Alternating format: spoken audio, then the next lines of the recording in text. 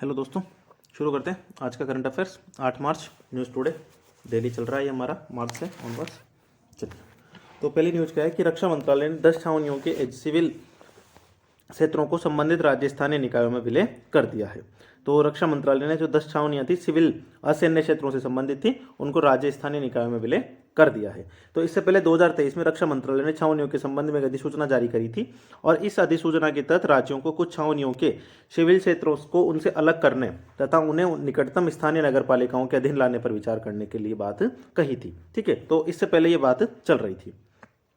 इसका वास्तविक उद्देश्य छावनी के सिविल क्षेत्रों को सैन्य क्षेत्रों से अलग करना है कि भाई जो सिविल सेक्टर्स हैं उनको सैन्य से अलग कर देना है। इस प्रकार अब छावनियों के सैन्य क्षेत्रों को मिलिट्री स्टेशन नाम दिया गया है और ये स्टेशन सेना के पूर्ण नियंत्रण में होंगे। तो जो मिलिट्री वाले होंगे उनको मिलिट्री स्टेशन और जो सेना के पूर्ण नियंत्रण में होंगे।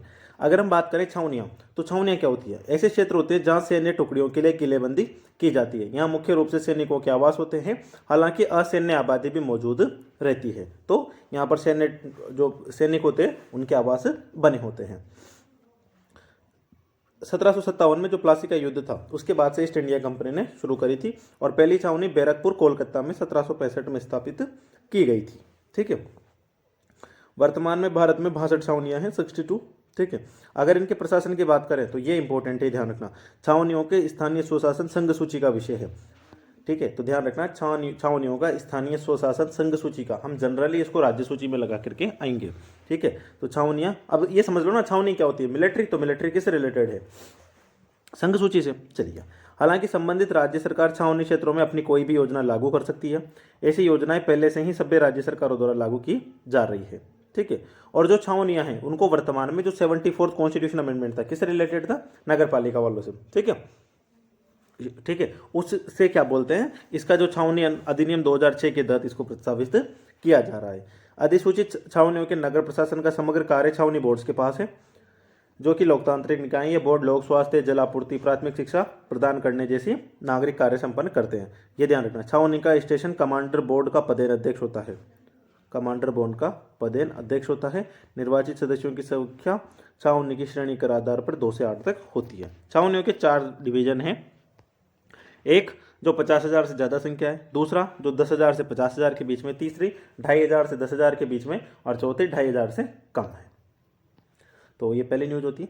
वेदांता मामले में सुप्रीम कोर्ट ने स्पष्ट किया कि मूलभूत अधिकारों के बिना विकास निरर्थक है, कि अगर मूलभूत अधिकार ही नहीं होंगे तो भाई विकास का क्या कर लोगे। सुप्रीम कोर्ट ने अपने आदेश में वेदांता के तूतीकोड़ी, याद रखना ये तूतीकोड़ी स्थित कॉपर स्मेल्टिंग प्लांट को बंद रखे जाने के निर्णय को बर्दाश्त रखा है। तो पहली बात हो, कहाँ पर है? तूतीकोड़ी में है, और क्या है? कॉपर स्मेल्टिंग प्लांट है। इससे पहले संबंधित हाई कोर्ट ने प्लांट बंद करने का आदेश दिया था और इस आदेश को सुप्रीम कोर्ट ने चुनौती दी गई थी। क्यों बंद करा रही है? तो राज्य प्रदूषण नियंत्रण बोर्ड और राज्य सरकार ने प्लांट में कथित प्रदूषण फैलाने की रिपोर्ट आने के बाद इसे बंद करने का आदेश दिया था। भाई प्रदूषण फैला रहा है, क्या करेगा तू? सुप्रीम कोर्ट ने कहा कि मानवाधिकारों की सार्वभौमिक घोषणा और अन्य अंतर्राष्ट्रीय संधियों और समझौतों में स्वच्छ हवा में सांस लेना, स्वच्छ पानी पीना जैसे मूलभूत अधिकारों को मानवाधिकारों में शामिल किया गया है। दुनिया भर की सरकारों और संस्थानों को इन अधिकारों को बहाल रखने तथा उनकी रक्षा करने के प्रयास करने चाहिए, भले ही इनकी वजह से रोजगार और उद्योग प्रभावित हो रहे हों। निर्णय के दौरान सुप्रीम कोर्ट ने कहा पब्लिक ट्रस्ट का सिद्धांत इंपॉर्टेंट है। पब्लिक ट्रस्ट का सिद्धांत क्या बोलता है? सरकार को ट्रस्टी के रूप में प्राकृतिक संसाधनों का संरक्षित करती है, आम लोगों को लाभ हो। अंतर पीढ़ीगत समानता का सिद्धांत क्या बोलता है? वर्तमान पीढ़ी भविष्य की पीढ़ियों के लिए क्या बोलते हैं? एक ट्रस्टी के रूप में, भाई आने वाले हैं उनके लिए भी छोड़ दो ना। प्रदूषण फैलाने द्वारा भुगतान का सिद्धांत, यह सिद्धांत बल देता है कि जो लोग पर्यावरण को प्रदूषित कर रहे हैं उन्हें इस समस्या से निपटने और पर्यावरण को स्वच्छ बनाने की लागत का भुगतान भी करना चाहिए। सतत विकास का सिद्धांत भावी पीढ़ियों के लिए रखें। तो ये देख लो भाई इतना भी मत फैलाओ कि आने वाली जनरेशन्स ये बोले कि सांस लें या प्रदूषण लें। चलो, कोयला मंत्रालय ने कोयला आयात प्रतिस्थापन पर रणनीति पत्र जारी किया। तो कोयला मंत्रालय ने कोयला, अब देखो कोयला हम मतलब हमारे यहाँ पर प्रोड्यूस भी अच्छा है और फिर हम उसका इंपोर्ट भी बहुत ज़्यादा करते हैं। तो इस वजह से क्या बोलते हैं, हमारी आयात प्रतिस्थापन पर रणनीति जारी करी है। ठीक है, 2030 तक कोयले के आयात पर निर्भरता को कम करने हेतु सिफारिशें करने के लिए गठित की गई है। अगर रिपोर्ट के मुख्य बिंदुओं पर नजर डालें तो देश में पर्याप्त भंडार होने के बावजूद भी हम भारत का दूसरा सबसे बड़ा आयातक है। ठीक है, भारत में लगभग 378.20 बिलियन का टन कोयला भंडार है। शायद नंबर 5 पे आते हैं कोयला भंडार के मामले में। ठीक है, भारत ने वित्त वर्ष 2023 में 237 मिलियन ट्रक कोयले का आयात किया था। 3.83 लाख करोड़ का रुपए का भुगतान किया था। भारत में कोयले की अधिकांश खपत बिजली उत्पादन से होती है। ठीक है, याद रखना। तो कोयला सबसे ज्यादा कहां पर यूज करते हैं हम? बिजली, और उसके बाद में स्टील और सीमेंट उद्योग में। ऊर्जा खपत मैट्रिक्स की बात करें तो इसमें भी कोयले का ही प्रभुत्व है। भारत की प्राथमिक ऊर्जा खपत में कोयले का 56% योगदान है। बिजली उत्पादन में कोयले की हिस्सेदारी 76% है। वर्ष 2023 तक ये हिस्सेदारी 55% तक रहने का उम्मीद है। अब ये ध्यान रखना, अब हम क्यों करते हैं? एक तो भारत में जो कोयला है, कोकिंग कोयले का भंडार कम है, निम्न गुणवत्ता वाला है। उच्च सकल कैरोली वाले मान का कोयले कम उपलब्ध हैं। भूमि अधिग्रहण, कानूनी मंजूरी जैसे नई कोयला खदानों को विकसित करने में कठिनाई आती है। खदानों से निकले कोयला के लिए आपूर्ति की लॉजिस्टिक्स में कमी है। कोल लॉजिस्टिक्स योजना को उच्च प्राथमिकता दी जाए। ठीक है, कच्चे कोकिंग कोयले के उत्पादन का प्रयोग किया जाए। स्टेम चार्जिंग बैटरी प्रौद्योगिकी को अपनाया जाए। भारत की में कोयले की धुलाई क्षमता को बढ़ाकर 140 मीट्रिक टन किया जाए। इस्पात निर्माण में कोयला गैसीकरण आधारित डायरेक्ट रेड्यूस्ड आयरन को बढ़ावा दिया जाए। तो ये आयरन, डायरेक्ट रेड्यूस्ड आयरन क्या होता है, इसको देखते हैं। डीआरआई वास्तव में ठोस अवस्था में लो अयस्क या अन्य लौह धारण करने वाली सामग्रियों से ऑक्सीजन हटाना, ये पारंपरिक ब्लास्ट फर्नेस का विकल्प है। तो क्या इसमें जो ठोस अवस्था में लो अयस्क या अन्य लौह धारण करने वाली सामग्रियों से ऑक्सीजन को हटाना है। Direct reduced iron. कोयले पर जीएसटी प्रतिपूर्ति उपकर को कम करना चाहिए। कोयले के आयात पर निर्भरता, तो हमने एक तो विजन 2030 कोयला और लिग्नाइट आयात में वृद्धि करना। ठीक है, उत्पादन में वाणिज्यिक कैपिटल कोयला बॉक्स की नीलामी करने, उत्पादन शुरू करने पर ध्यान देना। कोयला लॉजिस्टिक्स नीति और कोयला ढुलाई योजना बनाना। मिशन कोकिंग कोल शुरू करना। कोयला क्षेत्र से जुड़ी आधुनिक प्रौद्योगिकी का उपयोग करना चाहिए। ऐसी चीज़ें हमें करनी चाहिए। एक और न्यूज़ है, थोड़ा सा इंपॉर्टेंट है ये। केंद्रीय मंत्रिमंडल ने आर्टिफिशियल इंटेलिजेंस इनोवेशन इकोसिस्टम को मजबूत करने के लिए इंडिया एआई मिशन को मंजूरी दी। तो इंडिया एआई मिशन हमने अभी लॉन्च किया है। इंडिया एआई मिशन का उद्देश्य क्या है? तो ये एआई के लिए नवाचार को बढ़ावा देने के लिए एक इकोसिस्टम की स्थापना करेगा। इसके अलावा क्या बोलते हैं, सार्वजनिक और निजी क्षेत्रों में रणनीतिक कार्यक्रम और साझेदारी को प्रोत्साहित करेगा। क्यों करे, किस तरीके से हम ये कर सकते हैं? कंप्यूटर तक पहुंच को लोकतांत्रिक बनाकर, स्टार्टअप को जोखिम पूंजी प्रदान करके, सामाजिक रूप से प्रभावी एआई परियोजनाओं को सुनिश्चित करके, नैतिक एआई को मजबूत करके। मिशन को लागू करने वाली एजेंसी कौन होगी? तो डिजिटल इंडिया कॉरपोरेशन के तहत इंडिया एआई। तो याद रखना, डिजिटल इंडिया कॉरपोरेशन के तहत हम एक स्वतंत्र व्यवसाय प्रभाग बनाएंगे, वो इस मिशन को लागू करे। इस मिशन के निम्नलिखित घटक होंगे। ठीक है, घटक कौन से? एक तो है इंडिया एआई कंप्यूटर क्षमता। तो जो इंडिया एआई कंप्यूटर क्षमता है, ये क्या करेगी? एआई नवाचार है तो अति महत्वपूर्ण संसाधनों के वन स्टॉप समाधान होगी। AI innovation, large multi models का विकास और स्थापना करेगी।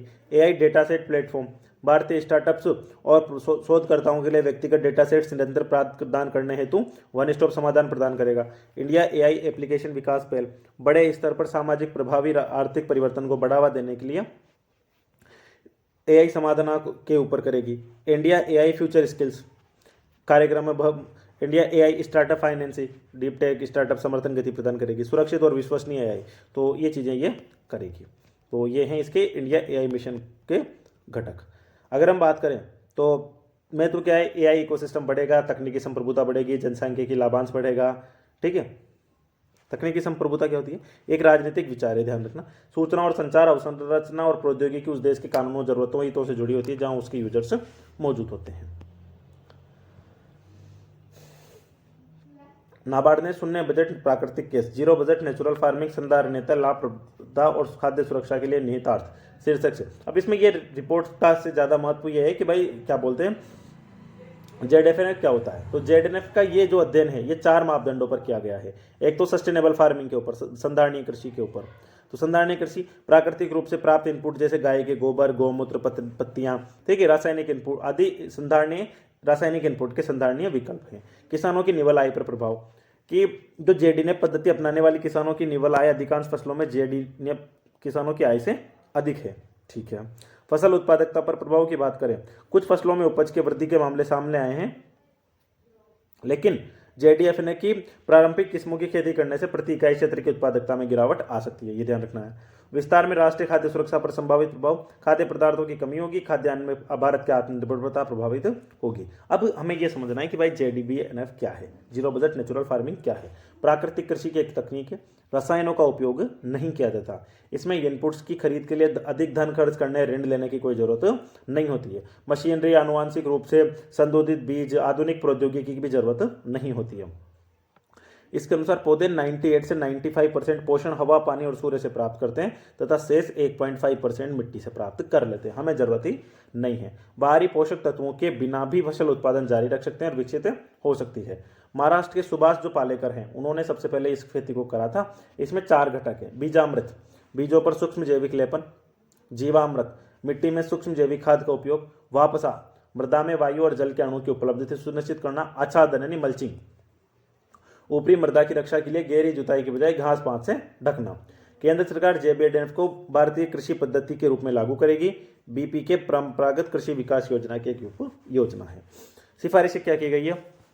राष्ट्रीय स्तर की कृषि पद्धति के रूप में अपनाने का सुझाव देने से पहले दीर्घकालिक प्रयोग किया जाए, कृषि पद्धति में न्यूट्रलिटी लाई जाए, रासायनिक उर्वरकों के लिए अधिक सब्सिडी देने के बजाय प्रत्यक्ष DBT अपनाई जाए और आपूर्ति श्रृंखला लचीली बनाई जाए। केंद्रीय मंत्रिमंडल ने उत्तर पूर्व परिवर्तनकारी औद्योगिकरण योजना उन्नति 2024 को मंजूरी दी है। तो अभी हमने क्या बोलते हैं, उन्नति बनाई है। याद रखना किसके लिए है? पहली बात केंद्रीय क्षेत्र की योजना है। दूसरी बात किसका लक्ष्य क्या है? पूर्वोत्तर राज्यों के उद्योगों का विकास और रोजगार के अवसर करना। तो उन्नति पूर्वोत्तर राज्य क्षेत्र के लिए, रोजगार के ऐसे अवसर सुनिश्चित करना जिससे पूर्वोत्तर क्षेत्र का समग्र आर्थिक विकास होकर विनिर्माण और सेवा क्षेत्रों में उत्पाद आर्थिक गतिविधियों को बढ़ावा मिल सके। योजना की अवधि क्या है? तो अधिसूचना की तिथि से 10 साल तक, साथ में 8 वर्ष की प्रतिबद्ध देयताएं। पात्रता क्या है? सभी नई औद्योगिक और विस्तारित इकाइयां, सभी घटकों से एक इकाई के लिए अधिकतम लाभ, पात्रता 250 करोड़ रुपए। इलेक्ट्रिक वाहन चार्जिंग स्टेशन जैसे हरित उद्योग सकारात्मक सूची में, जबकि सीमेंट, प्लास्टिक और अन्य क्षेत्र नकारात्मक सूची में। जोन है औद्योगिक रूप से विकसित जिले, जोन भी औद्योगिक रूप से पिछड़े जिले। आर्थिक प्रोत्साहन देगी, लागू करने में संस्थागत निधियों का निर्माण 8 राज्यों के लिए किया जाएगा। 40% फर्स्ट इन आउट के आधार पर किया जाएगा। DPIIT इसका कर रही है, ये ध्यान रखना। पूर्वोत्तर क्षेत्र के लिए हमने एक तो डिवाइन योजना शुरू करी है, ठीक है, वो भी नॉर्थ ईस्ट के लिए थी, आधार पर अवसंरचना और सामाजिक विकास परियोजनाओं को वित्त पोषण के लिए, ठीक है। एक नीति फोरम भी किया गया है समावेश और सतत आर्थिक समृद्धि के लिए। पूर्वोत्तर विशेष अवसंरचना विकास योजना भी एक लाई है और एक अभी ये उन्नति योजना भी हम लाए हैं। हाँ भाई, अब छोटी छोटी न्यूज के बारे में देख लेते हैं। तो अन्य सुर्खियों में सबसे पहले बात करते हैं हम लोग स्टेटस प्लेटफॉर्म। तो जो नीति फॉर स्टेटस प्लेटफॉर्म है, नीति फॉर स्टेटस प्लेटफॉर्म लॉन्च किया है। क्या है ये? तो एक व्यापक डिजिटल पहल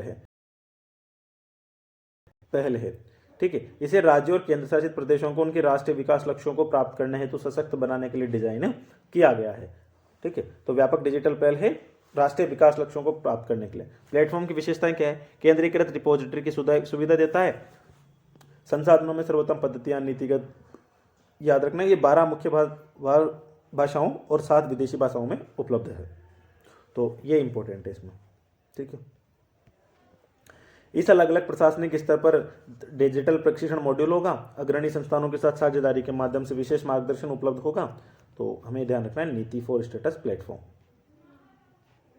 ओरण भूमि, पश्चिमी राजस्थान के बारे में। ये जो ओरण होते हैं ना, उनको पवित्र उपवन कहते हैं। इनको डीम्ड वन के रूप में प्रस्तावित करने पर राज्य के प्रस्ताव की चिंता व्यक्त की है। तो अभी इनको डीम्ड वन के रूप में वर्गीकृत किया जा रहा है। तो अभी हम देखते हैं डीम्ड वन क्या होता है, लेकिन पहले ओरण के बारे में समझ लेते हैं। तो ओरण पवित्र स्थल होता है जो जैव विविधता से समृद्ध होता है। आमतौर पर एक जल निकाय भी पाया जाता है। वो होता है ना, अपने गाँव में हम पूजनीय जगह बता देते हैं कि भाई ये तो भगवान के वास वाली जगह है, उसको बोलते हैं।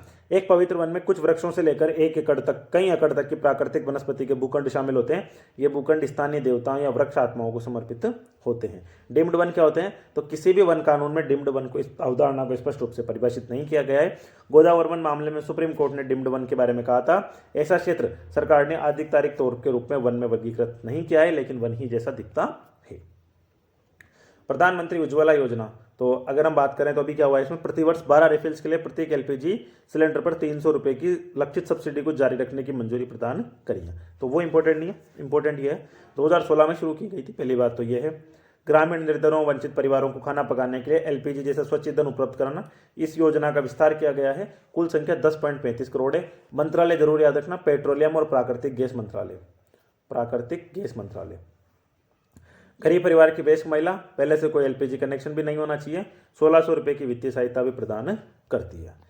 चिप इन सेंटर, तो चिप इन सेंटर अभी क्या बोलते हैं एक है, तो चिप इन सेंटर का उद्देश्य 85,000 छात्रों को अत्याधुनिक इलेक्ट्रॉनिक डिजाइन ऑटोमेशन उपकरण प्रदान करना, सेमीकंडक्टर चिप्स का डिजाइन कर सकेंगे। तो चिप इन सेंटर क्या होता है, तो पहली बात तो इसको इलेक्ट्रॉनिक्स और सूचना प्रौद्योगिकी मंत्रालय ने स्थापित किया है, और इसको क्या बोलते हैं, इसकी स्थापना में सीडेक में की गई है, एक centre for development for advance computer में इसकी स्थापना की गई है।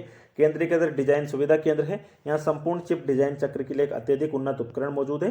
ये डिजाइन बनाने के लिए सभी सेवाएं भी उपलब्ध कराएगा। चिप डिजाइन अवसंरचना को सेमीकंडक्टर निर्माण में लगे समुदायों के पास ले जाना है। शंकराचार्य मंदिर, हालिया कश्मीर दौरे पर शंकराचार्य पहाड़ी को नमन किया।